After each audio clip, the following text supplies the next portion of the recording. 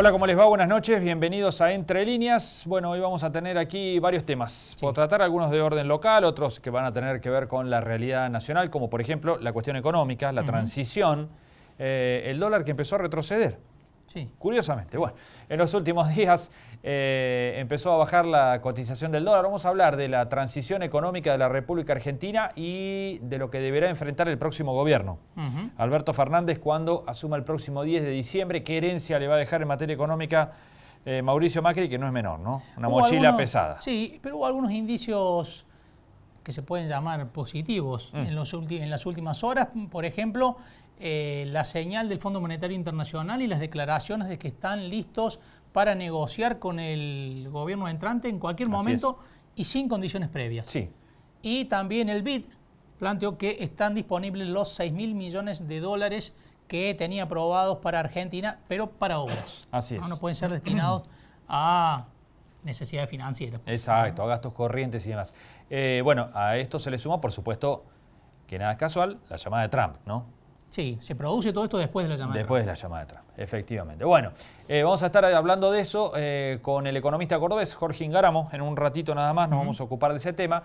Y vamos a estar hablando también de uno de los sectores que, hablando de medidas económicas, están padeciendo el cepo. Como generalmente ocurre, cuando aparece el cepo, aparece el blue y aparecen otro tipo de cotizaciones del dólar. Y eso lleva muchas veces a llevar mucho ruido al mercado inmobiliario.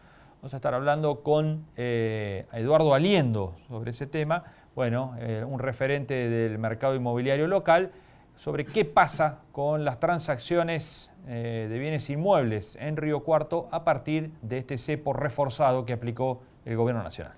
Lo decíamos la semana pasada, la política local iba a empezar a moverse después del 27 de octubre, ¿no? Y se mueve. Y se mueve. Con el panorama ya definido a nivel nacional, se están reacomodando las piezas aquí en Río Cuarto.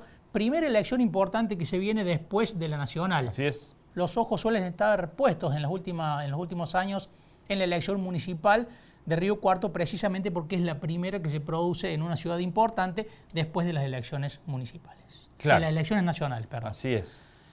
Y con Fernández debutando en el gobierno. Va a ser la primera elección de Fernández, ¿no? Así es. Ahí hay una amague de un lanzamiento de parte de una lista albertista, encabezada por José Ojeda. Supuestamente se lanza este fin de semana. Hay que ver si tiene la venia a nivel nacional o no, si es solamente una iniciativa individual. Claro, una construcción más local. Así es. Y hubo movimientos en la municipalidad en las últimas horas también importantes en lo que implicó el retorno oficial, formal del alonsismo a la estructura justicialista, ¿no? Sí. A la estructura de gobierno del justicialismo. Miguel Alonso asumió como subsecretario de Legal y Técnica. Vamos a hablar con Miguel Alonso, lo tenemos aquí en los estudios, y vamos a hablar por un lado de su función y por el otro qué significa políticamente esta incorporación que generó mucho ruido en el ambiente político local. Muy leída en clave política, por supuesto, como no podía ser de otra manera. Así es. De cara a las elecciones del año que viene, ¿no? La de intendencia. Y por el otro lado está bastante movidita la cuestión en la oposición. Ahí sí que hay movimiento. En Cambiemos, el PRO está advirtiendo que si no les dan lugares expectables, si no tiene una posición interesante dentro del Frente Cambiemos, que ahora se llama Juntos por el Cambio, están dispuestos a ir en soledad en la elección del año que viene. ¿Con candidato propio? Con candidato propio, la elección que podría ser en marzo o en abril, es decir, no hay demasiado tiempo.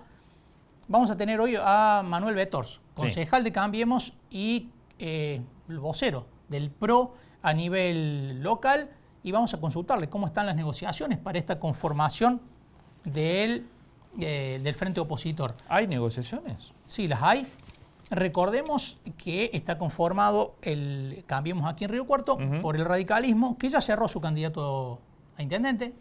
Recordemos que fue a una interna el 29 de septiembre y ganó Gabriel Abrile. Así es. También está definida en gran parte la lista de concejales. Queda solamente el 7 y el 8 en una elección que, si en una eventual derrota, el 7 y el 8 pueden estar complicados para ingresar al Consejo Deliberante. De ahí que el clima no sea el mejor con los otros socios del radicalismo, que son el PRO y el Frente Cívico. ¿El Frente Cívico qué? El Frente Cívico en los últimos minutos ha producido ahí un ruido público, una serie de tweets de Humberto Benedetto, ex concejal parlamentario del Mercosur, unos tweets en los que advierte que podría ir en soledad el Frente Cívico. Ahí los estamos viendo. Lo estamos viendo.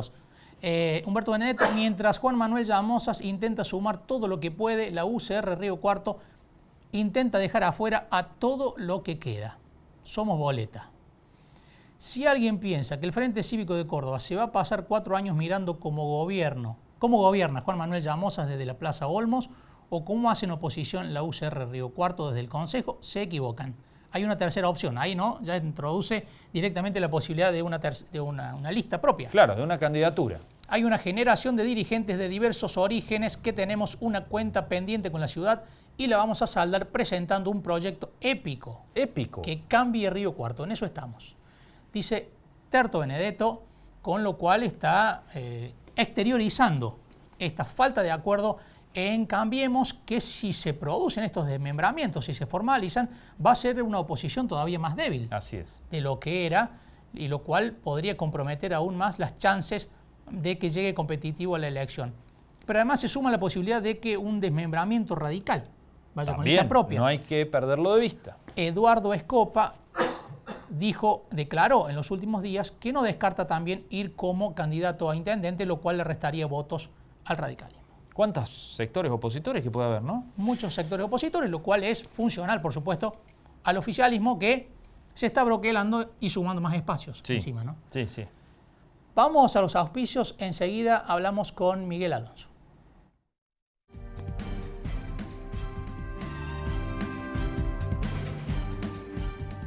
Auspician este programa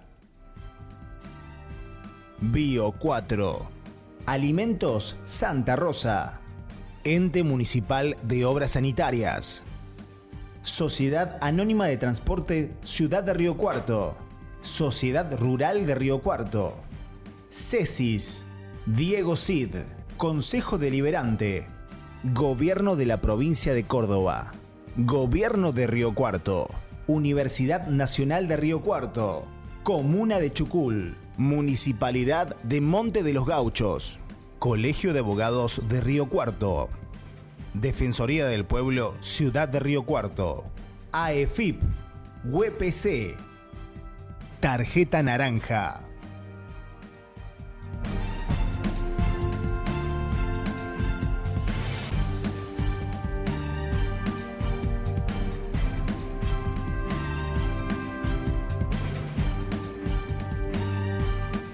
Seguimos en Entre Líneas, nuevo bloque, y dijimos que vamos a hablar con el flamante funcionario que acaba de sumar, Juan Manuel Llamosas. Hablamos de Miguel Alonso, que se sumó a la Subsecretaría de Legal y Técnica del municipio, pero que implica mucho más que eso. Así es, por lo menos en términos políticos. En términos políticos. Una subsecretaría que ocupaba Ricardo Muñoz. Sí. Hasta hace poco, y que pasó a Lemos, ¿no? Al directorio de Lemos después de la renuncia de Víctor Núñez. Así es. Bueno, Miguel, gracias por venir al programa. Buenas noches, muchas gracias a ustedes por invitar. Buenas noches. Bueno, es mucho más que ocupar un cargo, decíamos, ¿no? Porque tiene un trasfondo político, por lo menos que se ha leído de esa manera. Sí, en primer lugar, vamos a hablar de lo técnico, si estamos de acuerdo para llevarlo en un orden a la charla. Es un cargo técnico que tiene que ver con mi profesión, en el cual agradezco públicamente, ya lo he hecho a él y en otros medios, la confianza dispensada por el señor intendente. También hay que revalorizar la gran actuación en su gestión de Ricardo Muñoz, que la llevó adelante en forma excelente todos estos años desde que inició el gobierno Juan Manuel. Claro, porque es una función que por ahí no se ve mucho porque es muy importante para el funcionamiento. Es una función, es un cargo técnico muy importante para el municipio, porque es el que controla la legalidad y la técnica de la gran mayoría de los actos de gobierno. No es menor el cargo, claro, pero es un trabajo silencioso en su gran mayoría de las actividades, porque en definitiva articula las otras áreas, lo que va necesitando cada una, los proyectos de ordenanza. Es bastante diversa las actividades que me voy interiorizando para poder hablar mejor más técnicamente, claro, en alguna otra oportunidad, a medida que me vaya familiarizando con el cargo. Hoy fue la asunción formal a las 9 y fui a saludar a todas las reparticiones, a las personas que dependen por organigrama y a las áreas, que me gusta hacerlo. Así que bueno, estamos en ese tema. Eso con respecto a lo técnico. Está bien. Y lo político, estamos también, no se puede, lo decíamos en el arranque, Miguel, no podemos prescindir el hecho de que estamos en etapa preelectoral, ¿no? Estamos a poquito tiempo de las elecciones municipales. Sí, ¿Qué implica se van acercando los tiempos o las fechas. Lo va a decidir Juan Manuel, como ya lo dijo la semana pasada, claro, que en tiempo y forma va a tomar la decisión de qué fecha se va a llamar a elecciones, cuál fecha va a ser la que vamos a tener que votar los riocuartenses, y tomará la decisión de si va a ser el candidato él, que yo estimo que sí. Creo que es el candidato natural del peronismo para buscar la reelección en base a su buena gestión y su alta imagen para ante la sociedad. Tu incorporación implica la oficialización de un trabajo que estaba haciendo, llamémosle, el alonsismo con el gobierno de Llamosas. Una buena parte del alonsismo, para no decir todo, mi apellido es Alonso, o sea que claro, va de suyo. Hace un buen tiempo cuando nuestro conductor, que en mi caso particular el único conductor político que he tenido es mi padre, además de ser esa condición, lo acompañamos a donde nos tocó estar. Cuando él nos manifestó que eran sus últimos compromisos y tomó la decisión de dar un paso al costado en la característica del conductor del Frente Cívico y del alonsismo, muchos fueron buscando los lugares donde se sentían más cómodos o buscando los espacios que requerían. En mi caso, más un montón de compañeros, nuestra pertenencia es PJ. Yo inicié en la política siendo aún menor de edad con mi padre, cuando como extrapartidario lo invitó de la Sota a ser candidato a senador departamental en el 91. Automáticamente, cuando cumplí la mayoría de edad, me afilié al PJ. Soy afiliado al Partido Justicialista porque nunca tuve ninguna participación en el Frente Cívico en la cuestión partidario formal, o sea que sigo teniendo la ficha de afiliación PJ y la mayoría... ¿Seguiste siendo afiliado a PJ? Seguí siendo afiliado a PJ.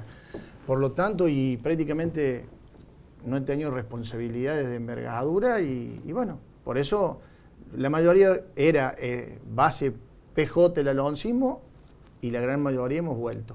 Otros compañeros han decidido seguir militando en el Frente Cívico y otros que por ahí están no dedicándose a la actividad política o a la militancia. O sea, tu incorporación no es de hoy, sino que venías... Esto toma visualización, claro, y hace bastante tiempo que acompañamos, en mi caso y muchos compañeros, a Juan Manuel. Hoy, a través de la Asunción, por ahí, como siempre digo, hay actos o hechos que visualizan posiciones que la tornan más pública.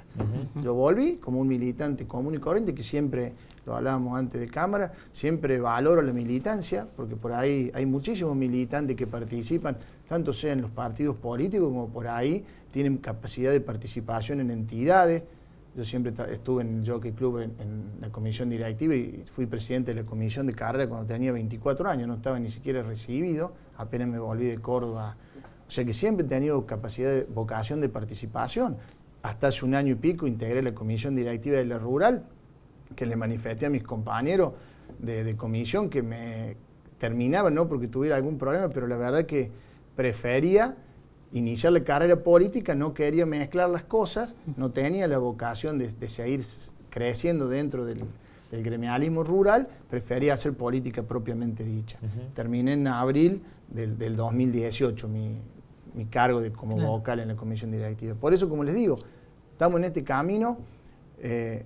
Yo a Juan Manuel lo considero un hombre de bien, por eso estoy contento que él hoy sea mi conductor político y vamos sumando, y la idea es sumar, como ya hemos venido haciendo en esta gestión, todos los espacios políticos que tengan la misma visión de ciudad, nos pongamos de acuerdo con las políticas públicas a desarrollar y las acciones tendientes a lograrlo, tienen las puertas abiertas dentro de este proyecto político para sumarlo, y hay pruebas claras de cómo se ha manejado. Hay muchos funcionarios que no son PJ, son de otros sectores partidarios o independientes, y hasta de fuerza que son hasta opositores, están en nuestra gestión. Y ese es el mismo criterio, y seguimos teniendo los brazos abiertos y conversando con todos los sectores políticos independientes de la ciudad, a los fines de que los que se quieran sumar a esta gestión para lo que viene, para la gestión que viene, si decide Juan Manuel, como dije, ser candidato y tenemos la suerte de que la ciudadanía nos dé el apoyo, bienvenidos sean, todos los que quieran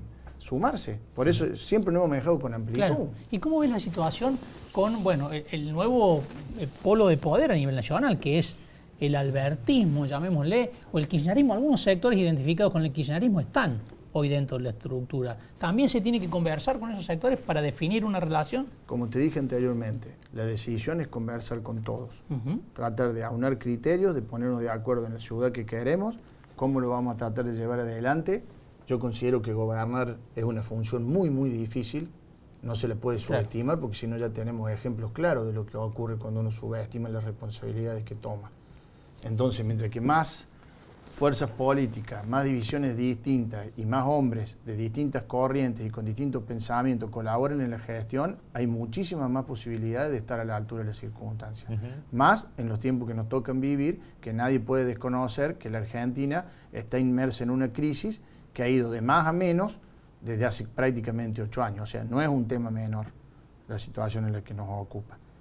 Todos tenemos la expectativa que con este cambio de gobierno, al soplar nuevos vientos y generar otras expectativas, podamos ir cortando la caída y la crisis y empezar a levantar, a remontar la misma. ¿Imaginás que va a haber más cuestiones de coincidencia con este próximo gobierno nacional? Yo creo que, y aspiro y tengo la ilusión que Alberto Fernández cumpla lo que dice, que en su momento Macri desgraciadamente no lo cumplió, de trabajar fuertemente para achicar o hacer desaparecer la grieta. Siempre ha habido grietas, los argentinos somos muy temperamentales en las discusiones y va a existir muy probablemente siempre pensamientos muy opuestos, pero no es lo mismo que existan y uno tratar de atenuarlos a que existan y se potencien desde la dirigencia. Para mí, es mi opinión se ha potenciado personal. por especulación electoral, ¿no? Exactamente.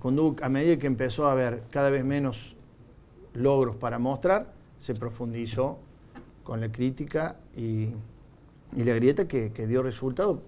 Pues fíjate que teníamos 2 candidatos, que después Cristina decidió ser vice, que tenían más del 50% de imagen negativa. Sí, claro. Los que podrían haber sido los 2 posibles candidatos a presidente. Entonces, no es menor la tarea que tiene Alberto de intentar achicarle, porque yo creo que la gran mayoría de los argentinos no estamos y ni pensamos tan diferente en la mayoría de las cuestiones centrales de nuestra vida. Son grupos minoritarios los que están en los extremos para mí, que en el fragor de la discusión y motorizado y cuando usted da manija, los medios y demás, hacen que terminemos viendo las diferencias que tenemos, que son pocas, en lugar de ver un montón de coincidencias. Esa es mi opinión personal. Tu pasado en la dirigencia del campo, ¿cómo imaginás esa relación con Alberto? ¿Imaginás que va a ser distinta a lo de Cristina? Tengo la ilusión que sí, porque me parece que Alberto tiene otra personalidad que Cristina. Lo veo una persona con más capacidad de diálogo. En su momento, cuando le tocó ser jefe de gabinete en algunos problemas que hubo con el campo, él tuvo la intención de arreglar. Fue una pena eso, porque me parece que era solucionable y se potenció y generó de ambos lados una grieta enorme, innecesaria, porque era un momento muy bueno del campo, con precios internacionales elevados, que las retenciones móviles sobre todo, yo soy productor agropecuario, generaron y chocaron de la forma que se implementaron y con esa tabla que, con los precios que había, tornaba el impuesto exagerado a mi criterio. Claro. Era un tema que para mí, con un 5% de retenciones del 35, ir a 40 y algunas otras cuestiones, se hubieran podido... Fue escalando lo mismo, las diferencias fueron escalando hasta que se tornaron irracionales, terminó yendo una ley, y bueno, y toda la historia que conocemos, que después generó algo irreconciliable. Aspiro, junto con lo que digo con la grieta, tengo la expectativa de que Alberto Fernández también trabaje con todos los sectores que por ahí no han quedado conformes o distanciados con la gestión de Cristina, a los fines de ir recomponiendo, porque eso nos va a servir a todos en nuestro país. Es fundamental el campo para nuestro país. No hay temor en lo que produce y en la mano de obra y lo que genera. ¿No hay temor a represalia de parte del nuevo gobierno nacional por el posicionamiento que ha tenido el PJ cordobés? Me parece que no, por lo mismo que estamos hablando. Yo voy de lo general a lo particular. Si Alberto Fernández inicia su presidencia y el ejercicio de su función tendiendo a pacificar a los argentinos, a lograr que las diferencias se atenúen, si hay una contradicción que potenciar o tomar represalias con gobernadores que decidieron mantenerse presidente, como es el caso de Schiaretti. Tampoco tiene mayoría en el Congreso, ¿no?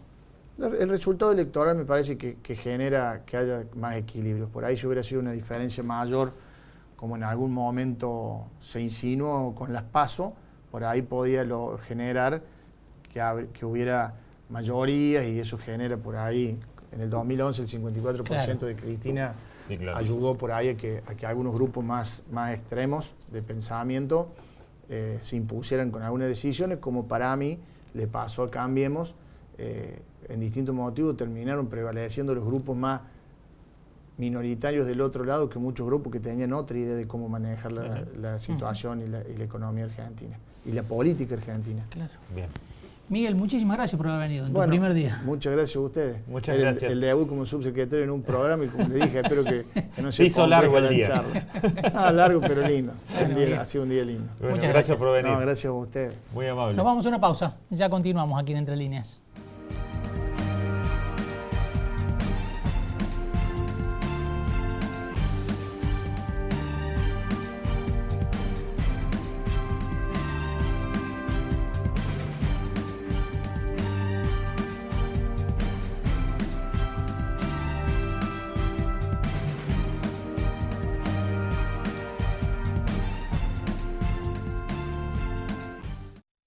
Solicitud del servicio, pedir la baja, cambio de titularidad y mucho más.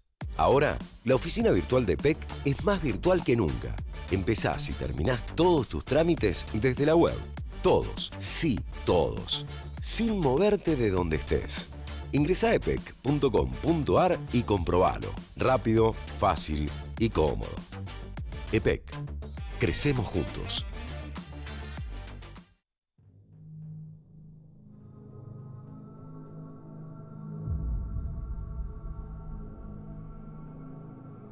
Cuentan que con el comienzo del 5º mes lunar, impulsado por los vientos calientes, la bestia retorna. Hablan de una criatura infernal. Sea lo que sea, sus bocanadas de fuego desatarán la tragedia. Todo arderá. Y por donde él pase, nada crecerá en 100 años. Y los colores y los sonidos se apagarán para siempre. Algunas almas valientes podrán enfrentarlo, pero todos elegirán perder sus tierras, su trabajo y sus sueños antes de perder sus vidas. Alertan que en cada rincón debemos estar preparados. La bestia está al acecho. El 99% de los incendios forestales son causados por el hombre. El resto es cuento.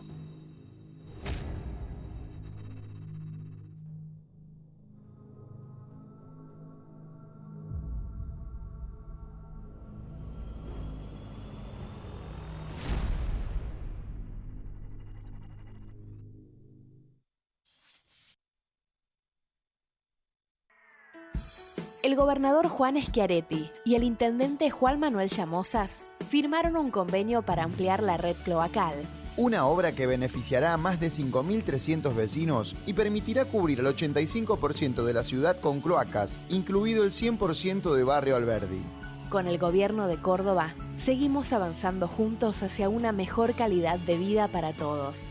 Gobierno de Río Cuarto. Estamos cerca.